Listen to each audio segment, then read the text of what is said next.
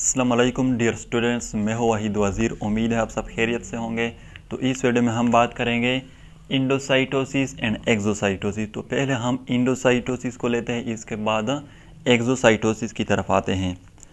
तो इंडोसाइटोसिस क्या है, याद रखें इंडोसाइटोसिस जो है ये कम्बिनेशन है थ्री ग्रीक वर्ड का। इंडो जो है ये आया है इंडन से, जिसका मतलब है विद इन।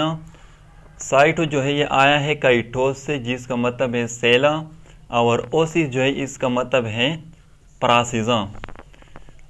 अब हम बात करते हैं कि इंडोसाइटोसिस का कंसेप्ट जो है इसको पहले किसने पेश किया था, या हम इस तरह भी कह सकते हैं कि इंडोसाइटोसिस का जो प्रोसेस है इसको पहले किसने डिस्कवर किया था। तो 3 साइंटिस्ट थे।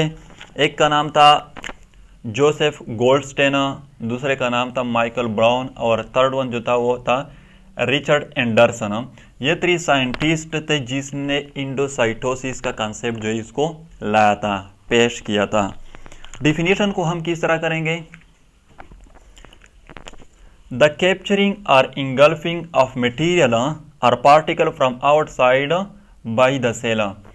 यानी कि वो प्रोसेस जिसमें सेल किसी मटेरियल, किसी सब्सटेंसेस को इनगल्फ करते हैं, कैप्चर करते हैं और उसको अपने ही अंदर लेके जाते हैं, अपने ही साइटोप्लाज्म में लेके जाते हैं। तो इस प्रोसेस को हम कहते हैं इंडोसाइटोसिस। इसलिए ये नाम दिया है कि वो प्रोसेस जिसमें सेल किसी मटेरियल को अपने अंदर लेके जाते हैं। तो इस प्रोसेस को हम नाम देते हैं इंडोसाइटोसिस।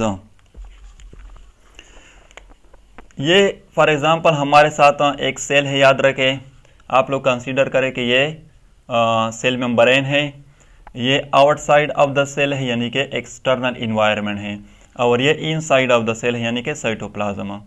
तो इस प्रोसेस में इसी तरह होता है कि कुछ मटेरियल जो है वो कांटेक्ट में आ जाते हैं सेल मेम्ब्रेन के साथ, और जब ये सेल मेम्ब्रेन के साथ कांटेक्ट में आ जाते हैं, जैसा कि इस स्ट्रक्चर में देखा है, ये हमारे साथ कुछ मटेरियल है, तो ये इसी तरह सेल मेम्ब्रेन के साथ कांटेक्ट में आए हैं, और सेल मेम्ब्रेन जो है ये इसी तरह का स्ट्रक्चर बना देता है, इसी तरह यानी कि इन्विजिनेट हो जाती हैं।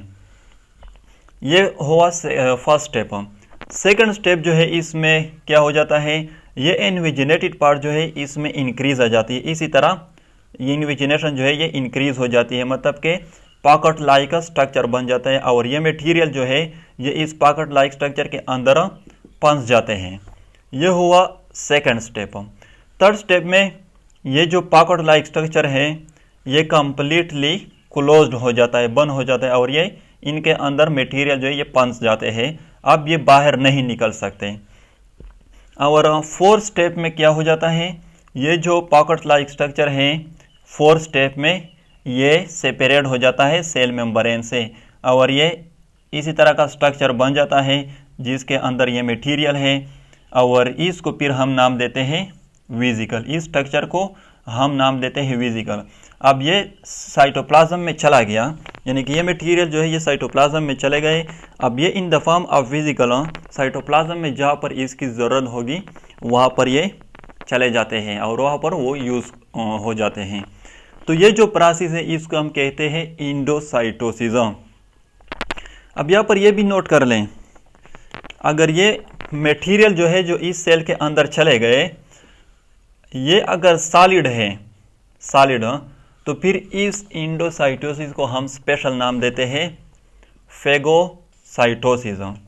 और अगर ये मटेरियल ये लिक्विड है तो फिर इस इंडोसाइटोसिस को हम स्पेशल नाम देते हैं पिनोसाइटोसिस।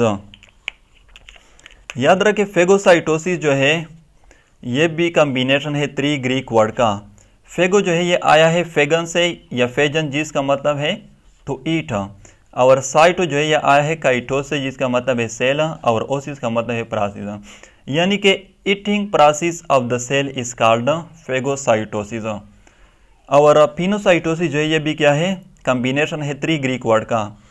पिनो जो है इसका मतलब है टू ड्रिंक, साइटो आया है काइटोस से, जिसका मतलब है सेल, और ओसिस जो है इसका मतलब है प्रोसेस, यानी कि drinking process of the cell is called pinocytosis. तो ये 2 टाइप है, फेगोसाइटोसिस और पिनोसाइटोसिस जो है ये टाइप है इंडोसाइटोसिस के।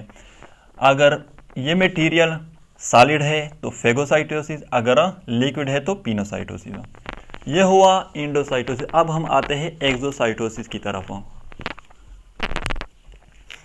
तो याद रखें एक्सोसाइटोसिस जो है ये कंप्लीटली 100% रिवर्स और अपोजिट प्रोसेस है इंडोसाइटोसिस का। इंडोसाइटोसिस में हमने कहा है कि वहाँ पर सेल जो है वो एक्सटर्नल इन्वायरमेंट से मटेरियल जो है वो उसको अपने अंदर लेके जाती है। यहाँ पर सेल जो है वो क्या करेगी, वो बाहर रिमूव करेगी। याद रखें ये भी क्या है, कॉम्बिनेशन है 3 ग्रीक वर्ड का। एक्सो का मतलब है आउटसाइड, काइटोस का मतलब है सेल एंड ओसिस का मतलब है प्रोसेस। इसका कंसेप्ट जो है इसको किसने पेश किया था, एक साइंटिस्ट था जिसका नाम था बेनहॉर्ड कैट्ज़। इसने एक्सोसाइटोसिस का जो कंसेप्ट है इसको लाया था, इसको पेश किया था। हम एक्सोसाइटोसिस को किस तरह डिफाइन करेंगे, removal of material to the external environment by the cell, यानी कि वो प्रोसेस जिसमें सेल किसी मटेरियल और सब्सटेंसेस और पार्टिकल जो है उसको रिमूव करते हैं टू द एक्सटर्नल इन्वायरमेंट, तो उस प्रोसेस को हम नाम देते हैं एक्सोसाइटोसिस। इसलिए ये नाम दिया है, यानी कि वो प्रोसेस जिसमें सेल रिमूव करते हैं किसी मटेरियल को आउटसाइड, यानी कि टू द एक्सटर्नल इन्वायरमेंट, तो इसको हम नाम देते हैं एक्सोसाइटोसिस। अब यहाँ पर जैसे कि पहले मैंने कहा कि ये कंप्लीटली अपोजिट प्रोसेस है इंडोसाइटोसिस का। यहाँ पर ये हमारे साथ फर्स्ट स्टेप था और ये लास्ट स्टेप था, लेकिन यहाँ पर ये हमारे साथ क्या है, फर्स्ट स्टेप है और ये लास्ट स्टेप है। बाकी स्ट्रक्चर जो है वो कंप्लीटली सेम है, 1% डिफरेंट भी नहीं है, कंप्लीटली सेम है। सिर्फ इसके स्टेप जो है वो अपोजिट होंगे। जो इंडोसाइटोसिस में फर्स्ट स्टेप है, एक्सोसाइटोसिस में वो लास्ट स्टेप होगा, और जो इंडोसाइटोसिस में लास्ट स्टेप है, एक्सोसाइटोसिस में वो फर्स्ट स्टेप होगा। तो यहाँ पर अगेन ये हमारे साथ फॉर एग्जांपल सेल मेम्ब्रेन है।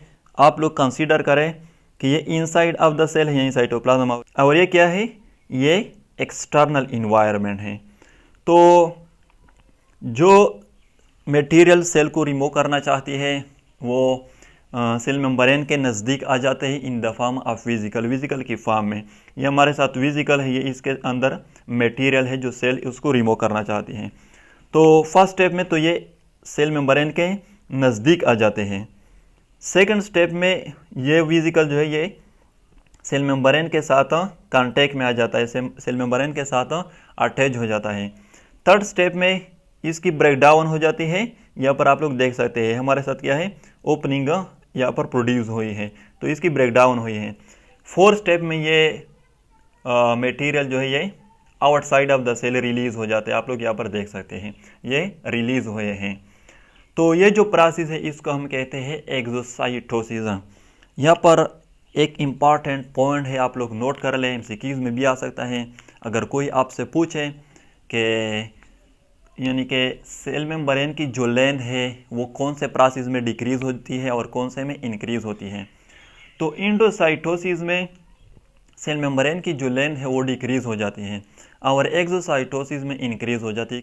किस तरह, तो यहाँ पर ये जो विजिकल की मेम्ब्रेन है ये पहले पार्ट था सेल मेम्ब्रेन का, लेकिन लास्ट में ये सेपरेट हो जाता है और ये बन जाता है मेम्ब्रेन ऑफ द विजिकल। तो यहाँ पर सेल मेम्ब्रेन की लेंथ जो है वो डिक्रीज हो जाती है और यहाँ पर इंक्रीज हो जाती है। यहाँ पर ये जो मेम्ब्रेन है विजिकल का, ये विजिकल इसके साथ अटैच हो जाता है और लास्ट में ये जो मेम्ब्रेन है विजिकल का ये पार्ट बन जाता है, सब बन जाता है सेल मेम्ब्रेन का। तो सेल मेम्ब्रेन की लेंथ जो है वो इंक्रीज हो जाती है।